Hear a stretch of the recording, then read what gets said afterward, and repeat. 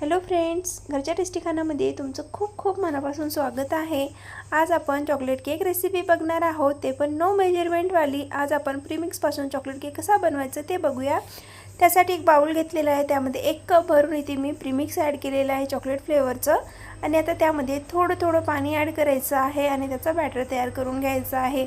तर एकाच वेळेला भरपूर पाणी ॲड करायचं नाही। कधीही ज्या वेळेला आपण प्रीमिक्सपासून केक बनवतो ना, त्यावेळेला थोडंच पाणी ॲड करायचं आणि त्याला मिक्स करून घ्यायचं। तर बघू शकता इथे मी थोडं पाणी ॲड करून 2 ते 3 बॅचमध्ये पाणी ॲड करणार आहे आणि व्यवस्थित आता इथे बॅटर तयार करणार आहे।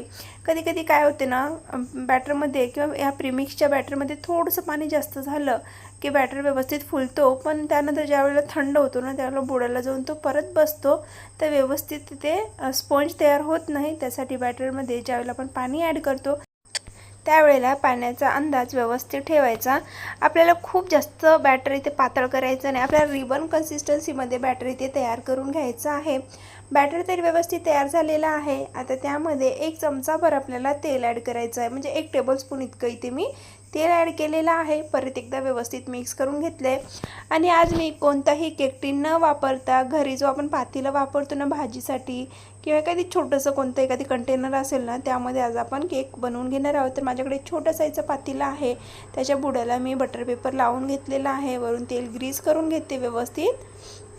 बघा अशा प्रकारे आपल्याला इथे सेट करून घ्यायचं आहे आणि बाजूने सुद्धा मी इथे बटर पेपर लावून घेणार आहे। तर अशा प्रकारे आपल्याला बाजूने सुद्धा बटर पेपर लावून घ्यायचा आहे व्यवस्थित सगळीकडे।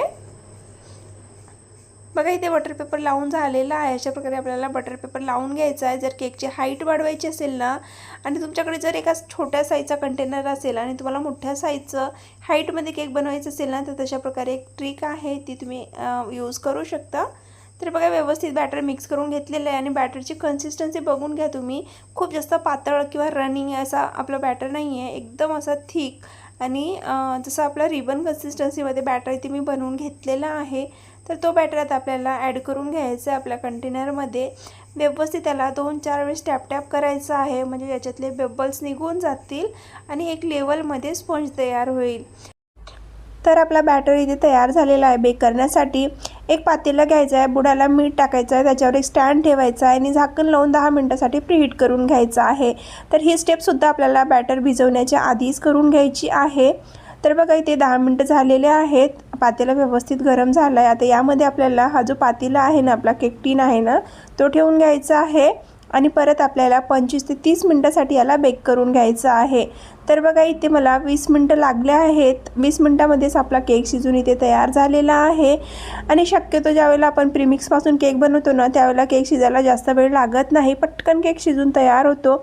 अशा प्रकारे एक टूथपिक घ्यायची, टोचून बघायचं, क्लीन निघाली की समजायचं आपला केक इथे शिजून तयार झालेला आहे। तर आता मी याला रिमूव्ह करून घेते आणि जोपर्यंत आपला केक पूर्णपणे थंड होत नाही ना, तोपर्यंत त्याला थंड करायचा आहे आणि त्यानंतरच याला डिमोल्ड करायचं आहे। गरम असताना जर डिमोल्ड करणार तर केक तुटण्याचे चान्सेस असतात, त्यासाठी आपल्याला पूर्णपणे गार केल्यानंतरच केकला डिमोल्ड करायचं आहे। आणि अशा प्रकारे आपल्याला बटर पेपरसुद्धा रिमूव्ह करून घ्यायचं आहे। तर बघा बटर पेपर लावल्याने केकची हाईट किती छान आलेली आहे आणि किती क्लीन इझिली आपला केक इथे रिमूव्ह झालेला आहे। तर अशा प्रकारे आपल्याला केकला बटर पेपर लावूनसुद्धा घ्यायचं आहे, म्हणजे तुम्हाला इझिली रिमूव्ह होईल केक आणि सोपं पडेल काढण्याकरिता, क्रॅकसुद्धा जाणार नाही। तर केक तर आपला शिजून रेडी झाला आहे, थंडसुद्धा झाला आहे। लगेच आपण आयसिंगची तयारी करून घेऊया। एका बाउलमध्ये 1 कप इतकी मी आयसिंग क्रीम घेतलेली आहे, म्हणजे व्हिपिंग क्रीम घेतलेली आहे। आता त्याला फेटून घ्यायचं आहे। तुमच्याकडे जर अशा प्रकारे इलेक्ट्रिकल बीटर असेल तर त्याच्याने करून घ्या, नसेल तर तुमच्याकडे जर हँड विस्कर असेल ना, त्याच्याने सुद्धा करून घेऊ शकता। थोडासा जास्त वेळ लागतो, पण त्याच्याने सुद्धा क्रीम बनवू शकतो। तर बघा इथे मी क्रीमसुद्धा फेटून घेतलेली आहे। व्यवस्थित क्रीम इथे फेटून घ्यायची आहे। बघा याच्यावर जशी डिझाईन दिसते ना, तशी डिझाईन आली पाहिजे, म्हणजे आपली क्रीम परफेक्ट झाली असं समजायचं। तर लगेच शुगर सिरप बनवून घेते इथे मी। तर 3 टेबलस्पून इतकं आपल्याला शुगर पावडर घ्यायची आहे, तेवढंच पाणी ॲड करायचं आहे, व्यवस्थित त्याला मिक्स करून घ्यायचं आहे। आणि आपला आता शुगर सिरपसुद्धा इथे बनवून तयार झालेला आहे। लगेच केकला कटिंग करून घेऊया। त्या सगळ्यात आधी तर वरी जो पोर्शन आहे ना तो अनइव्हनवाला तो काढून घ्यायचा आहे बघा अशा प्रकारे, म्हणजे आपला केक फिनिशिंगमध्ये छान दिसेल त्यासाठी वरचा भाग काढून घ्यायचा आहे। त्यानंतर आपल्याला इथे 3 लेअरमध्ये केकला कट करून घ्यायचं अशा प्रकारे। तर तुम्ही जाळी बघा किती छान स्पंज आलेला आहे। जर तुम्हाला बिझनेस करायचा असेल ना केकचा तर तुम्ही अशा प्रकारे प्रीमिक्सपासून सुद्धा बनवू शकता। खूप इझी बनवायला, सोपा आणि पटकन सुद्धा होतो, जास्त वेळ लागत नाही। तर इथे मी 3 भागामध्ये कट करून घेतलेला आहे, 3 लेअरमध्ये। आता सगळ्यात आधी बोर्डवर थोडंसं आपल्याला क्रीम लावून घ्यायची आहे, त्याच्यावर फर्स्ट लेअर ठेवायची आहे। त्यानंतर आपल्याला त्यावर शुगर सिरप लावायचं आहे, भरपूर सारं शुगर सिरप लावायचं आहे आणि त्यानंतर वरून थोडीशी क्रीम लावायची आहे। क्रीम व्यवस्थित आपल्याला पॅलेट नाईफने स्प्रेड करून घ्यायचं अशा प्रकारे आणि त्यानंतर सेकंड लेअर ठेवायची आहे, वरून शुगर सिरप लावायचं आहे परत एकदा। परत यावर आपल्याला क्रीम ॲड करायची आहे, पॅलेट नाईफनं व्यवस्थित स्प्रेड करून घ्यायचं आहे। जर तुम्हाला आयसिंग जमत नसेल ना पॅलेट नाईफनं तर इथे तुम्ही पायपिंग बॅगचा सुद्धा वापर करू शकता। पायपिंग बॅगने खूप इझिली तुम्ही इथे क्रीम लावू शकता। तर ही थर्ड लेअरसुद्धा मी लावून घेते आहे, सेकंड लेअर झाली। आता थर्ड लेअरवर आपण मधल्या बाजूने थोडंसं आपल्याला शुगर सिरप व्यवस्थित लावून घ्यायचं आहे आणि अशा प्रकारे यावर ठेवून घ्यायचं आहे। आता ठेवून घेतल्यानंतर परत यावरून आपल्याला सगळ्यात आधी तर आपण क्रम कोट करून घेऊया केकला, त्याच्यानंतर आपल्याला फायनल फिनिशिंग करून घ्यायची आहे। तुम्ही जर एकाच वेळेला फायनल फिनिशिंग देतो म्हणाल, तुम्ही जर नवीन असाल ना तर तुम्ही शक्यतो क्रम कोटच करा आणि जो तुम्हाला व्यवस्थित केक बनवतायचा असेल तर तुम्ही डायरेक्ट फायनल फिनिशिंगसुद्धा केकची करू शकता। पण इथे मी क्रम कोट करून घेतलेला आहे, 10 ते 15 मिनिटासाठी फ्रीजमध्ये ठेवून घेतला आहे।